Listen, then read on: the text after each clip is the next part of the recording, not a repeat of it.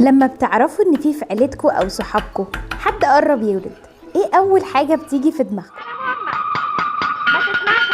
لا مش بس قصدي على السبوع، المغاد، وهو نوع من النباتات بيطحن مع الحلبة والكراوية والسمسم وبيتعمل بالسمن وبيتضاف له المكسرات. شرب المغاد ده تقليد اساسي في اي سبوع مصري اصيل. السبوع كفكرة ارتبطت باليوم السابع للمولود من عهد الانسان المصري القديم، لان نسبة وفاة المواليد في ايامهم الاولى كانت سيدة جدا، والمولود صاحب الحظ هو اللي بيعيش لحد اليوم السابع وبيحتفلوا بيه لانه طفل بكامل صحته. حاولت اعرف مين اللي ربط المغاد بالسبوع، ما وصلتش لحاجه، بس الحقيقه انه فعلا مشروب جبار ومغذي جدا. بما انكم ما تعرفوش عني حاجه تقريبا، حابه اشارك معاكم اني في خلال شهرين بس هبقى لاول مره. ما كانش ينفع نعدي مناسبه زي دي من غير ما نعرف ايه هو المغاد.